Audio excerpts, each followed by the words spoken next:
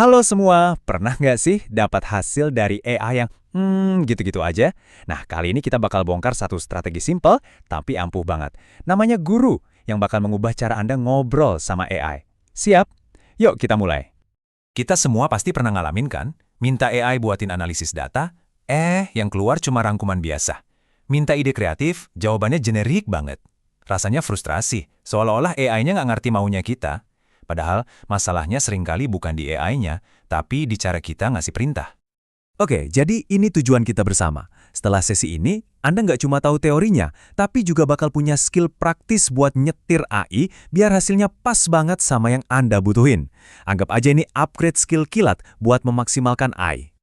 Ini dia rute perjalanan kita. Kita mulai dari masalah utamanya, lalu kita kenalan sama solusinya, kita bedah satu persatu, kita lihat bukti nyatanya, dan terakhir giliran Anda buat langsung coba. Simple kan? Oke, kita masuk bagian pertama. Mari kita kupas dulu akar masalahnya. Kenapa sih instruksi kita seringkali nggak nyampe dengan benar ke AI? Nah, kuncinya ada di sini, di prompting. Anggap aja prompt itu jembatan antara pikiran kita dan otaknya AI. Kalau jembatannya goyang atau nggak jelas, ya wajar kalau pesannya nggak nyampe utuh. Tapi kalau jembatannya kokoh dan jelas, informasinya bakal nyebrang dengan mulus. Terus, gimana cara bangun jembatan yang kokoh itu? Tenang, ada caranya. Ada sebuah teknik yang gampang banget diingat dan super efektif. Kenalin, namanya teknik guru. Guru, ini bukan sembarang nama, tapi singkatan dari 4 pilar penting. G. Gambaran peran. U. Uraian tugas. R. Rincian langkah. Dan satu lagi U. Usaha penyampaian. 4 hal ini yang bakal jadi fondasi jembatan komunikasi kita. Oke, sekarang waktunya kita bedah satu persatu. Biar kita benar-benar paham gimana cara kerja tiap pilar ini dan kenapa mereka sepenting itu. Pertama, G. Gambaran peran. Ini penting banget. Jangan perlakukan AI kayak mesin kosong. Kasih dia peran. Jadikan dia seorang ahli. Kenapa? Karena peran ini ngasih AI konteks, keahlian spesifik, dan sudut pandang yang tepat buat ngerjain tugasnya. Coba bayangin deh, kalau Anda bilang bertindaklah sebagai analis data senior, hasil analisisnya pasti bakal fokus ke angka, tren, dan detail. Beda banget kan kalau Anda minta dia jadi penulis naskah iklan, padahal datanya mungkin sama. Jadi peran itu menentukan arah jawabannya. Lanjut, U. Uraian tugas. Setelah AI tahu dia harus jadi siapa, sekarang kasih tahu dia harus ngapain. Tapi harus jelas ya.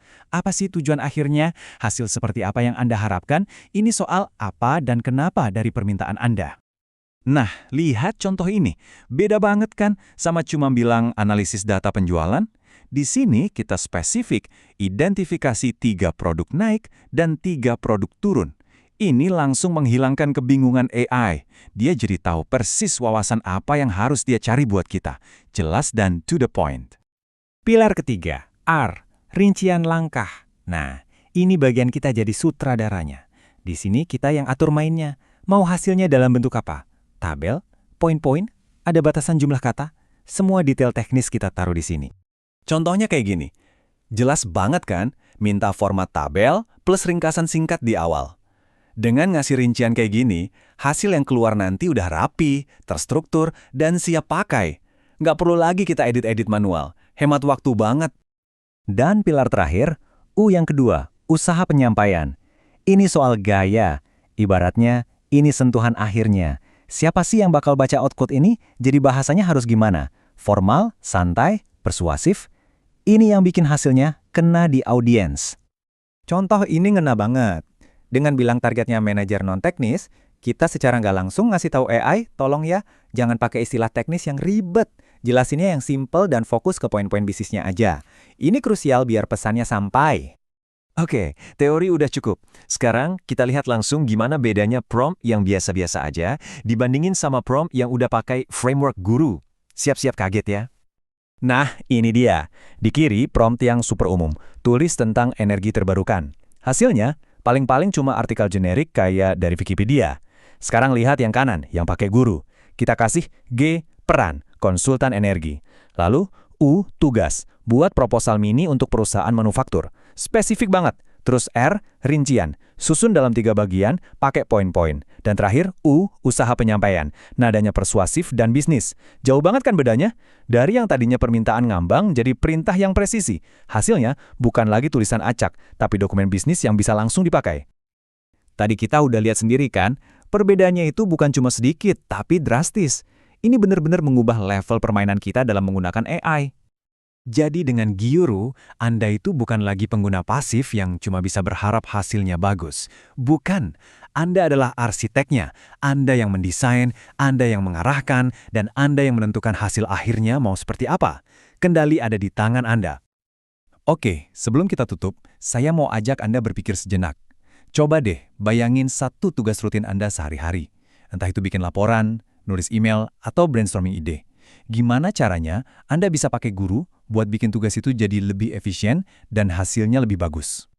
Dan satu lagi, dari 4 pilar Guru tadi, peran, tugas, rincian, sama gaya penyampaian, kira-kira pilar mana sih yang selama ini paling sering Anda lupakan?